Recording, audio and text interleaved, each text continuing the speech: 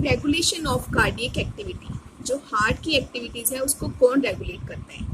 First of all हम पहले भी पढ़ चुके हैं, जो हमारे हार्ट बीट है वो मायोजेनिक है, दैट इज जो हमारे हार्ट का नोडल टिश्यू है वही मेंटेन करता है हमारे हार्ट की बीट को। ओके, इसको हम बोलते हैं मायोजेनिक। नॉर्मल एक्टिविटीज तो जो हो रही हैं, डेली वाली एक्टिविटी हो रही हैं, वो हार्ट की वो अपने आप ही रेगुलेट कर लेता है heart by the nodal tissue. Okay, so normal activity of the heart when there is a no emergency and no मतलब एक्स्ट्रा प्रेशर नहीं है हार्ट के ऊपर, नॉर्मल एक्टिविटी कर रहे हैं वो, so the heart is auto regulated। और वो कौन रेगुलेट कर रहे हैं? Nodal tissue, that we discussed earlier. इसको हम बोलते हैं myogenic. Okay, but everything is under the control of our nervous system. Okay, if there is some change in the normal activity, then the control is under the nervous system। Okay, तो जो हमारा nervous system है, the part where it is controlled, heart activity कहाँ पे control होती है? That is in the medulla oblongata। medulla के अंदर there is a region autonomic nervous system। Okay, through the ANS, जिसको हम ANS भी बोल देते हैं। Okay, जो कि इंटरनल ऑर्गन्स को रेगुलेट करते हैं। Medulla oblongata through the ANS system regulates the all internal organs. Okay, तो हार्ट भी हमारा इंटरनल ऑर्गन है, तो ये टू नर्व्स भेजता है, sympathetic nerves and parasympathetic nerves. किसको भेजता है? एसए नोड को, अगर आपको याद होगा। ओके, तो एसए नोड कहाँ पे था? That is in that part, जो सारी आगे हार्ट की एक्टिविटीज को कंट्रोल करता है। ओके, तो जो नर्वस सिस्टम है मेडुला ऑब्लोंगेटा के थ्रू टू नर्व्स भेज रहा है अपनी, that is sympathetic and parasympathetic nerves. Okay, दोनों ये ऑपोजिट है एक्शन में। अगर सपोज हमें कोई जरूरत पड़ती है हार्ट रेट इंक्रीज करने की, वेंट्रिकुलर, तो क्या होता है?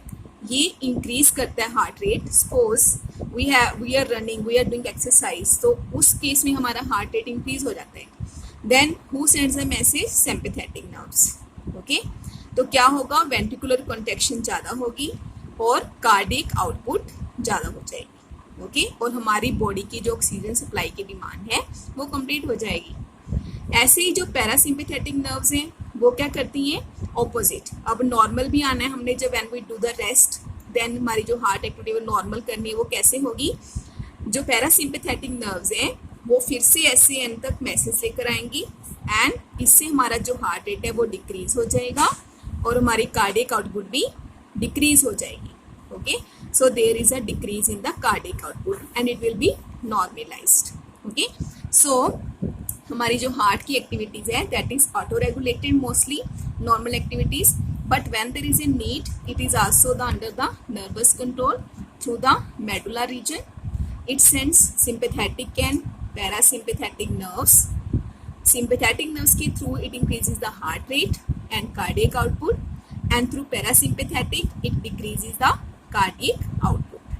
okay, और एक और कंट्रोल है जो हमारे हार्ट का, that is under the hormones. Hormones भी हमारे हार्ट की एक्टिविटी को कंट्रोल करते हैं और वो कौन सा ग्लैंड है? Adrenal gland. ओके, जिसको हम हार्मोन ऑफ इमरजेंसी बोलते हैं। It creates a epinephrine and norepinephrine, two ये हार्मोन्स क्रिएट करता है। Okay, and which accelerates the heart rate, heart beat at the emergency. Suppose हमारे सामने कोई इमरजेंसी कंडीशन आ जाती है, वी गेट शॉक या कुछ ऐसा कुछ हो जाता है कि हमारे सामने कुछ ऐसा आ जाता है कि हम बहुत ज़्यादा डर जाते हैं, तो उस टाइम हमारा हार्ट रेट बहुत ज़्यादा फास्ट हो जाता है। तो कौन सा ग्लैंड उस टाइम काम करते हैं? Adrenal gland, by secreting its hormone epinephrine and norepinephrine and it accelerates the heart rate according to the body need। so these are the control of the heart activity।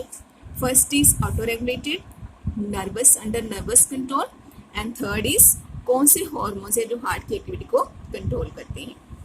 okay, so that finishes our lesson but we do some disorders from the book। that is कौन कौन से disorder है जो heart से related है? Hypertension, that is high blood pressure. हमारा जो normal blood pressure होता है वो इतना होता है 120/80।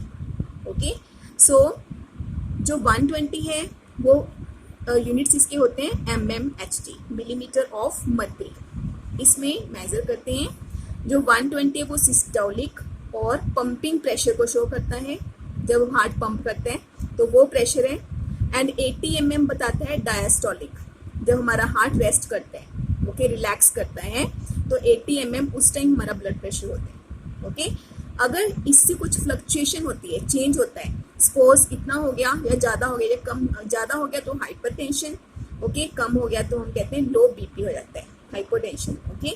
सो 140/90 हो गया तो individual is suffer from the hypertension, high blood pressure, and its leads to the heart diseases and also affects the vital organs like the brain and kidney. बहुत ज़्यादा जो हमारा हार्ट जल्दी से ब्लड पंप कर रहे हैं तो क्या होगा, किडनी और ब्रेन को भी इफेक्ट होगा, ओके। कौन सा जो डिवाइस है हम यूज करते हैं, that is sphygmomanometer to measure the blood pressure, okay. So next disease है कोरोनरी आर्टरी डिजीज। आर्टरी से आपको पता ही है कि that carries the blood, okay, often refer to as the atherosclerosis. इसमें क्या होता है, ब्लड सप्लाई जो हार्ट मसल्स तक होती है वो कम हो जाती है। क्यों? बिकॉज जो सारी आर्टरीज में फैट डिपॉजिट हो जाते हैं, फैट, कैल्शियम या कोलेस्ट्रॉल, बिकॉज जो पर्सन हाई फैट डाइट लेते हैं, ओके, ऑयली फूड खाते हैं, तो उनकी जो वेसल्स हैं, आर्टरीज है, उसमें जो फैट डिपॉजिट हो जाते हैं।